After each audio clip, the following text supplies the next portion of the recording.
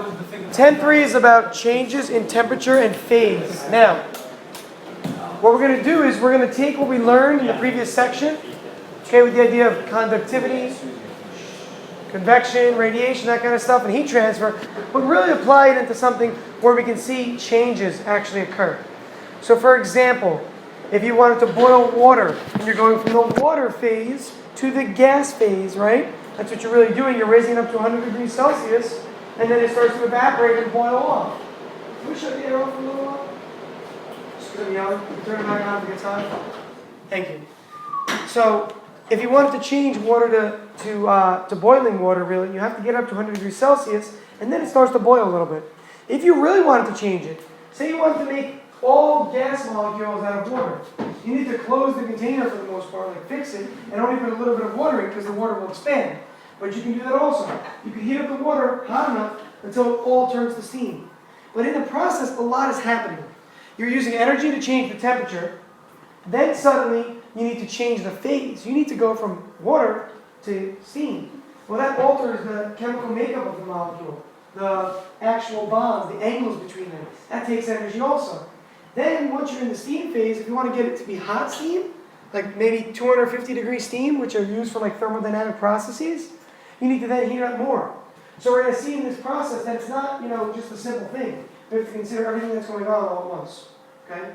Is there any chance I can dine on this parfait because I thought I had a free? James, what's up?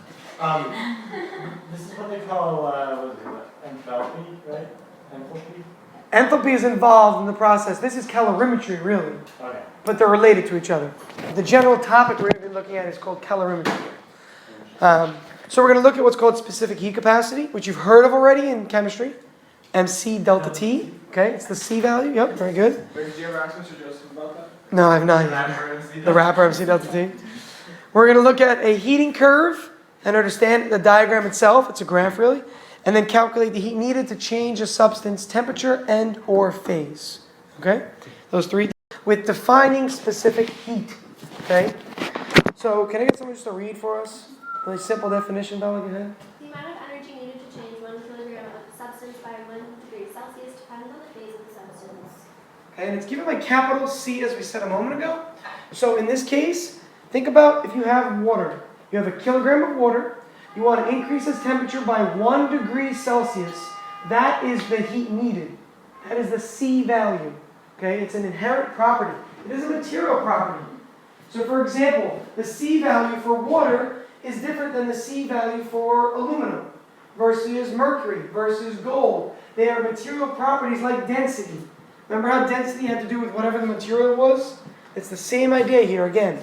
These are material properties. Now, if we look at the equation here, if we take a look at the equation, can we take some time to work out the units?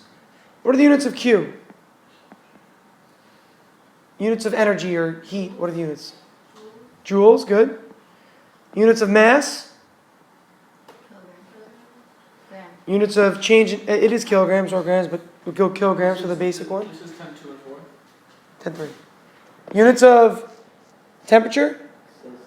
Yeah, we'll say degrees Celsius. For now, it could be kelvins also, but it's the same thing really if we're looking at a temperature change. So what are the units of capital C? That's the question. Who can tell me what the units of capital C should be so we have a balance of dimensions? So that each side of the equation has the same units in the end. What's on the left side that's not on the right side, first of all? No, I don't see newtons in. Energy, which is joules. So let's start by putting joules in the numerator. Because we know we need joules on the right side if it's on the left side. So Q is energy? But the problem is, what's on the right side that we don't want? If the left side only has joules, but the right side has all this other stuff, we need to get rid of these, right? We don't want them. So what should I put in the denominator of the units for C? Kilograms times Celsius. That's it. And take a look what happens. If those are the units of C, then kilogram cancels, degrees Celsius cancels, leaving joules equals joules. So it turns out that the units of C, the specific heat capacity of any substance, is joules per kilogram degree Celsius. Now, we did that with dimensions, but look at the definition. It makes sense. the amount of energy needed, joules, to change 1 kilogram of a substance by 1 degree Celsius. So the definition also gives us the units as well. All right?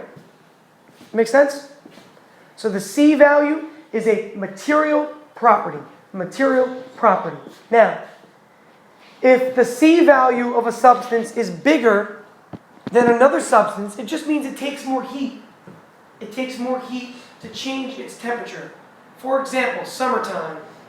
Who has a driveway maybe in their front yard or their backyard, either one, some sort of a blacktop or a driveway or a concrete surface? Okay, in the summertime, if you're barefoot and you're on the grass and then you're on the concrete, you definitely feel a difference in temperature, right? Yeah. The concrete C value, it's the worst, yeah. The shadow of action. It also just messes up. Your bottom feet. Yeah. I used to play barefoot basketball in my backyard. We used to have a driveway for our tenants, and we made it like a basketball court for it. So me and my brothers would play in the summer like 2-on-2. We'd play barefoot on the blacktop. What we'd have to do is like hose it down with hose water, and it would last like 30 minutes before it got really hot again, and then it would heat up. We'd have to hose it down again. But we just always played barefoot because we didn't have a pool, so we'd just be going back and forth between the pool and that. Now, when you walk though on the blacktop, you feel the heat because the C value is much lower. It absorbs heat very easily. The color helps too, obviously. We know black absorbs all the colors of the spectrum. But it's the specific heat capacity, C, of the tar or the asphalt is the real term. So C is the heat Okay. capacity. So C is the heat capacity, and the heat capacity is much lower for asphalt than it is for, say, grass and soil. The grass and the soil feels much cooler. Okay. Specific heat capacity of that is much larger. James. Unrelated, but do you ever scrape your feet bad on that asphalt? Yeah, I mean, you cut it, the All heels. his life, my dude. That was like the worst. But that's how you develop tough They feet. definitely play Scrapes, shirts. I could run like on Shirts and rocks, like blouses. sharp rocks with no problem with my feet. You develop like tough feet. Game. Blouse. Ever seen The Hobbit? You know the Hobbit's feet because they don't wear shoes? Oh my god. Your like feet become like leathery in a sense. You So develop you're tough like a feet. hobbit. No. Your feet can So stand you're so much. Like, I knew it. the guy who did this thing where, like, you get yourself into like a state of mind and then you walk across like on fire coals. Yeah. And, like, Oh, yeah. you're completely able to do it with no burns. But then apparently another kid did it, and somebody took a picture with flash, and all of a sudden his feet started burning, and like blisters all over his feet. He probably like unfocused and he was standing on it for too long. How is Yeah. that possible that people walk on that? On coals, I don't know how your mind your feet need to be on there for a longer period of time before it starts to burn. So as long as you walk in a way that you're walking consistently and you're not standing still, obviously, you're not putting a lot of pressure down. You're walking with light feet.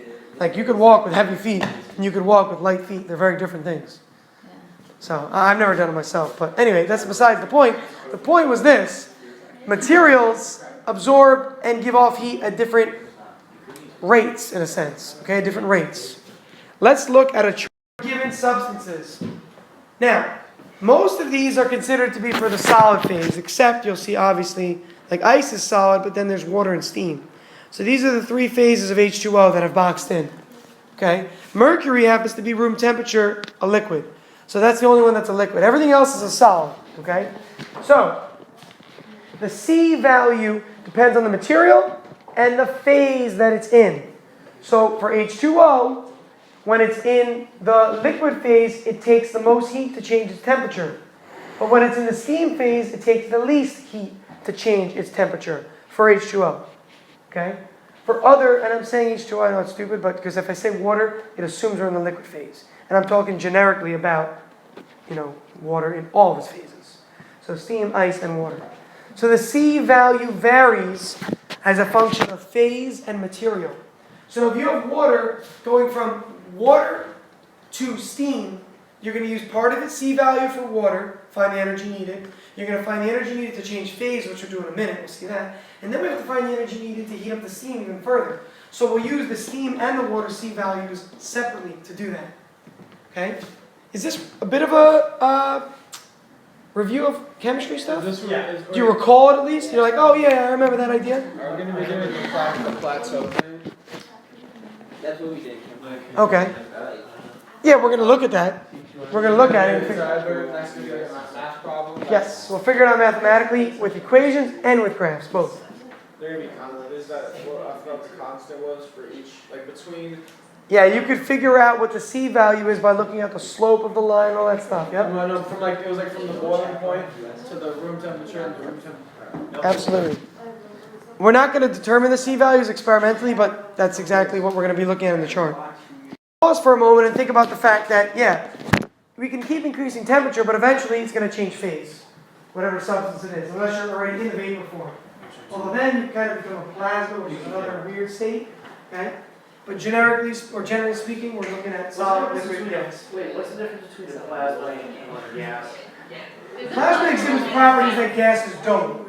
It's a higher temperature gas, and a lot of Newton's laws do not hold true for them. So we call it a new state, even though it is a state of gas. It is still in the gas state, but its properties change dramatically. So the idea of plasma has been introduced. James. But is there a clear line between when something is a gas and when it's a plasma? Like, Depends on the material. so like, but do those properties all appear at like a certain point? Like, liquid to gas. The gas just. I know, you're saying there's a clear, coherent location where it changes. Yeah. It's at 0 degrees Celsius, so it's at 100 degrees Celsius. Yeah. I don't know if there's a specific temperature. I know that it differs between substances, though, just like any other boiling point or melting point. Try to stop. No. Between any of those as well. I don't know whether there's a specific point, though. Maybe you could check for us while we're in. Okay. So anyway, latent heat, latent. What does that word mean to you? Latent. Unused. Unused or dormant, right? Some sort of stored. Now, that's the idea here. You're taking the heat and you're changing the phase. You're altering the chemical makeup, the dormant energy in the molecule. We're changing that. So we're using latent heat. We call this L. Just like capital C a moment ago, this is the latent heat. Now, there are two of them. There's the latent heat of fusion and there's the latent heat of vaporization. Vaporization is easy to remember because water vapor. It's gas, clearly. So this is for vaporization, the heat needed to change from a liquid to a gas or a gas to a liquid. What's the double-ended arrow called? Geometry. Logic. If and only if. Line. What is it? If and only if. There it is, if and only if, a biconditional really. So either direction, in chemistry we say it's a reversible process, right? Okay? But that's what, yeah, if and only if, good, biconditional statement. And the same thing goes for fusion. To change something from a solid to a liquid or from a liquid to a solid, we call that the heat of fusion. They are different L values. There's an L for fusion and an L for vaporization for all substances. Traditionally, it takes more heat to go from liquid to gas or gas to liquid than it does from solid to liquid or liquid to solid, traditionally speaking. All right? So usually the LV is greater than LF.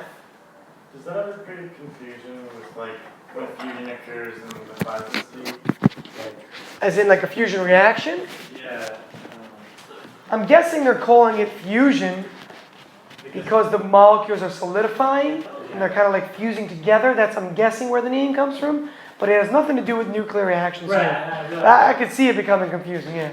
That's what James was saying. Remember we talked about fusion already? So I'm guessing because when a liquid becomes a solid, the molecules come together as a solid. So I'm guessing that's where the idea of fusing together came from. But I don't know. That's the reasoning. But yeah, I guess it could become confusing. Units. Where is, before I go further actually, guys, are we done? Come on, focus. Where's the delta T in this problem?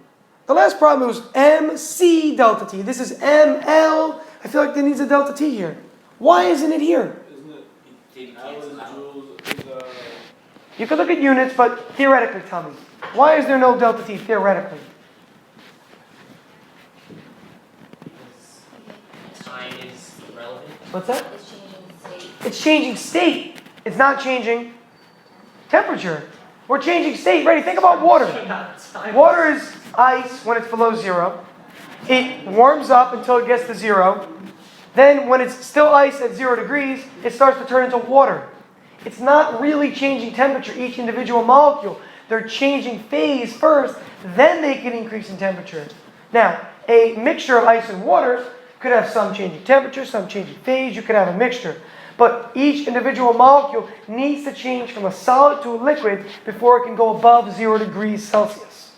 Okay? Which is really interesting to think about. Jim. Sorry, I'm talking so much for It's all right. the graph. I remember it had plateaus. We're going to see it in a moment. For that part. Yep. For what you just said. Yep. But where does it put that kinetic energy if it's not changing temperature? I know changing phase, but where does that? It has to do with the vibrations of the internal molecules. They're vibrating at a higher energy level. Okay, so they can go to that higher level without changing temperature. Yeah, absolutely. Wait, are they higher when they're gaseous? So there is really a difference between internal energy and kinetic internal energies.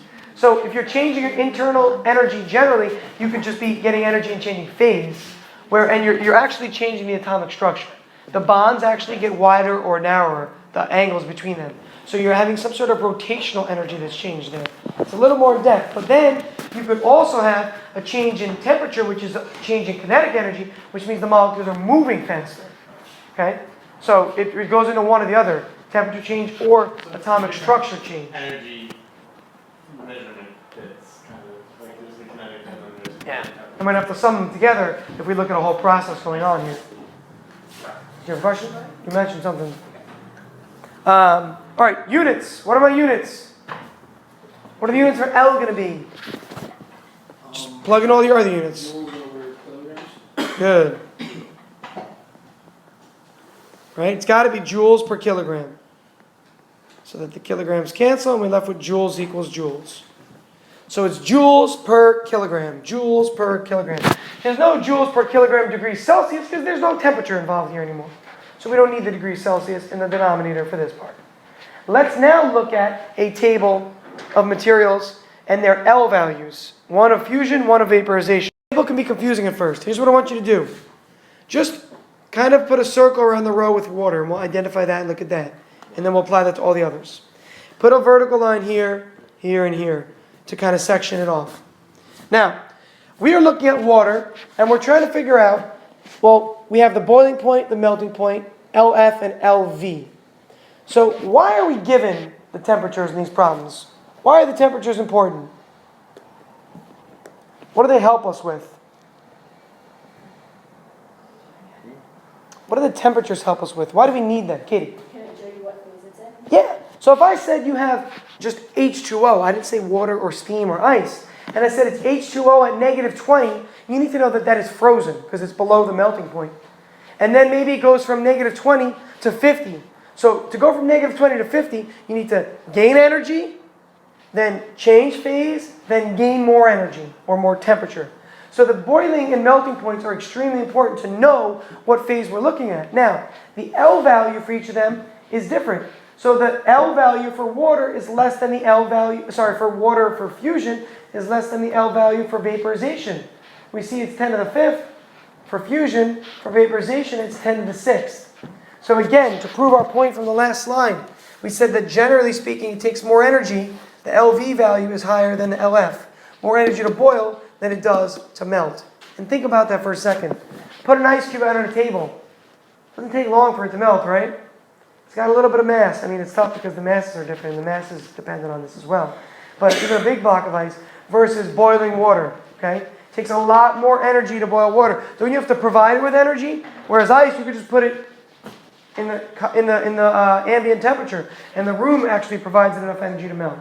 So it takes a lot more energy to go through this phase change than it does to go through this phase change. A heating curve for water just shows us the different phases of water, or the phases of H2O, we should really say. Now, what we'll notice is when it's negative temperature for water, because we know that the boiling or the melting point is 0, negative temperatures are ice. So it starts as ice down here. It then adds 0.522 times 10 to the third, don't forget, it's times 10 to the third joules of energy. So from here to here, it gains 0.522 times 10 to the third joules of energy. So that's the energy needed to go from negative 25 degrees ice to 0 degrees ice. Then what happens when it's 0 degrees ice, this little plateau? What's happening there? Phase change. Phase change.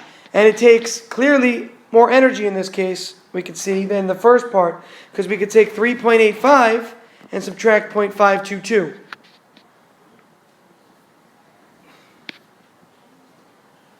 That answer, remember, times 10 to the third joules.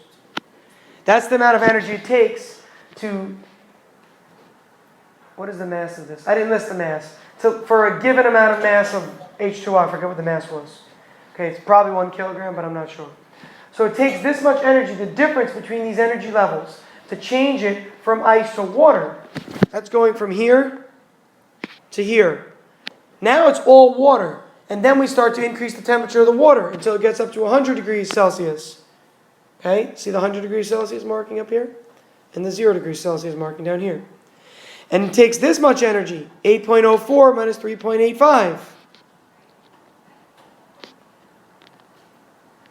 Times 10 to the third joules. I'm putting this times 10 to the third because I look at my axes, right? My label. This is every thousands of joules. So this is really like 3.85 thousand joules, or 3,850 joules.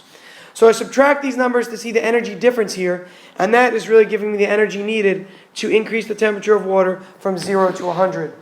We're going to do this in a moment with equations and mathematics. We're just looking at this graphically now. Okay? Then, we notice in the next part, we've got this little squiggly line here. What might that squiggly line indicate? Did you answer your own question yet, James? You want to answer it for us if you did? Oh, sorry. Okay. It's a break in the graph. Yeah, it's a jump in the graph. Look at the x-axis. It's not consistent. You go from like 3 to 8 in that big gap there, then suddenly you go from 8 to 30 in this little small gap right here. The rate of increase in the numbers, okay. Yeah, it's saying that there's like, it's not proportional, the differences of each interval. Like look at this difference. This difference here, from here to here that I'm highlighting, is only like 5 joules of energy, or 5,000. This one though is 22,000. If the graph was to scale, this one would be like over here. Yes, exactly right. The graph would be all the way out on the page. So we put the little jump in the graph. Steam takes a lot more. Okay? Takes a lot more energy for the heat of vaporization than it does for the heat of fusion. This is the heat of fusion right here. It does not take much energy. Okay? We're looking at like, 3.85 minus 0.522, relatively speaking. Here we have 30 minus 8, that's 22,000 joules. This is only like 3,000 joules. So that big jump is showing that in the graph. You should know that. Because if anybody studies anything outside of math especially, you see a lot of those. Economics and stuff, you see jumps because they want to skip a bunch of years on a graph. Or they want to skip a bunch of price values for a stock and start at like $20 a stock. You don't care about what's going on down here. So you see the squiggly line that's like 20, 21, 22, 23, 24, 25. Well, it wouldn't make sense to leave only a little space. The squiggly line shows a jump in the graph. Okay? Now finally, after it passes the phase change between water to steam, you then want to increase the temperature here to here. Okay? You okay? Now, the energy needed to do that is the 31.1 minus the 30.06. So you do not need to be able to use this table to answer math problems in a test, but you need to be able to interpret it. So maybe I'll give you a different heat curve, not for water, maybe for another substance. And you have to understand and identify and point out what's happening. So let's point out real quick. In phase A, C, and E, okay, we're changing temperature. In parts A, C, and E, we're changing temperature. So we would use the specific heat capacity, the capital C variable, which is different for ice and water and steam. For locations B and D, we're not changing temperature, but we're changing phases. So we use LF for part B, the latent heat of fusion, and we use LV, the latent heat of vaporization, for part D. Okay, so that's how we know what we're using depending on what's happening. Now, let's take this idea and let's apply it to a math problem. Okay? Let's do that. Listen loud for us, please. Go ahead, Tori. Determine how much energy is needed to change 500 grams of water at 50 degrees Celsius to steam at 130 degrees. So in this problem, I was nice by saying water and steam, but I could have just said changing H2O from 50 to 130. And if you look at your table, you know that water boils at 100. It's in that last table we just looked at. Okay, water boils at 100. It's also in the previous, it's in the last graph and the previous table. So since water boils at 100, it's clearly going from water to steam, but I said that already. So give me the pieces of this problem. This is a piecewise function. That's why it's so important in math. That graph we looked at a moment ago with the plateaus, that's a piecewise function. That's why you learn about that stuff in math. It's not for no reason. It applies so much in science. And the first part is going to be going from, just changing temperature from 50 to 100, then it's gonna go from water to steam, then it's gonna go from 100 to 30.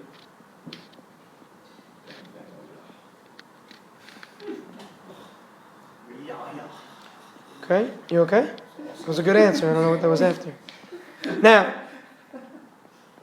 we can clearly see that this is broken into 3 parts. 3 parts. Temperature change, phase change, temperature change. It could be broken into 5 parts. You might go from ice to gas.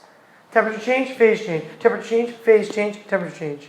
You could have up to 5 parts. I mean, you could technically go further, okay? But we're not going to even go into stuff with plasma. We have 3 states here, or 3 changes. So if I want the total amount of heat used, I say Q1 plus Q2 plus Q3.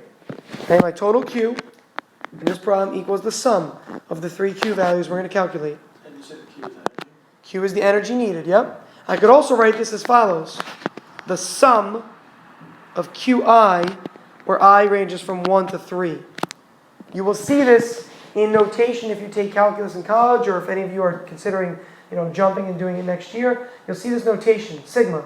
The sum of, I used it for forces earlier in the year, the sum of the heats from I equals 1 to 3, meaning 1 plus 2 plus 3. Okay, that's all that's saying here.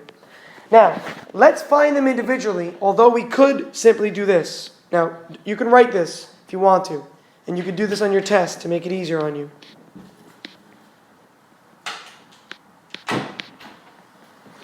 Okay, and you could replace these with their formulas, and then go right through it. Or you can do it separately. I'm going to do it separately in a minute, but I want to show you that you can replace it with the formula. The reason I'm going to do it separately is because I want you to see the Q1, Q2, and Q3 relative values, which is the largest of the 3. So what you could do is this. Q1, that occurs when the temperature changes from 50 to 100. So which formula am I going to use? MC delta T or ML? In part 1. MC delta T, because there's clearly delta T. There's a change in temperature. I'm going to use a subscript of 1, because I'm going to have this formula again in a moment. In the second part, when I'm doing a phase change, what formula do I use? ML. And then the last one again? MC delta T. I'm going to use 3 instead of 2, because I'm corresponding to Q3. That's the only reason I'm putting 3. Okay? Does the mass change? No. The mass is consistent. Yes. It doesn't cancel, but we can factor it out. Put it out in front. We have to multiply it at the end. Is that a slow? I thought they were all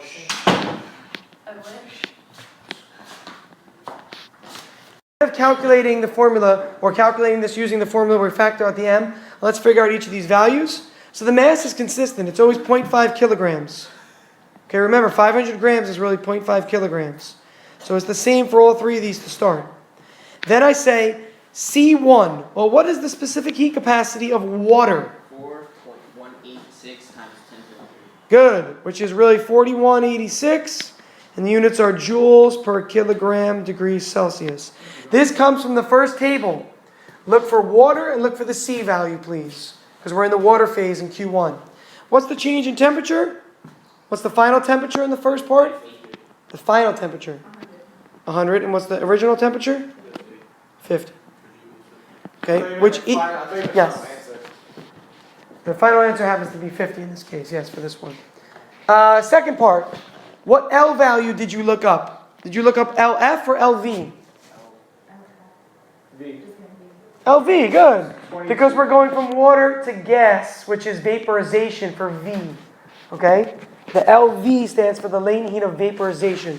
That's 2.26 times 10 to the 6 joules over the You watch who you're talking to before you get that. Okay? And I'm going to leave that in scientific notation because it's annoying to write out. The temperature change is not involved because it's just Q equals ML, right? From this part right here. That's what we just did. So we've done this in the first spot, this in the second spot. And let's take the third spot now.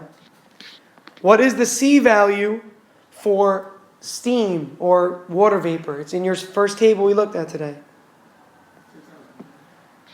What do you got? What do you got? 2010. Right? It was 2.01 times 10 to the third, or 2010. Joules per kilogram degrees Celsius. My final temperature is 130, right? And my original temperature is 100. Remember that I'm looking at the steam heating up. I'm not going from 50 to 130 in this last part. I'm only going from steam onward. Steam starts at 100 to 130. So I subtract final minus initial in the third portion. Let's look at these values now. And this is what I want to point out. Anybody got numbers for me? Q1 is 104,650. 104,650. This was I think it was 1,130,000 or something. Yep. Is that right? That number's here. All right. Number 3, it is 30,150 joules. Oops. 130,000.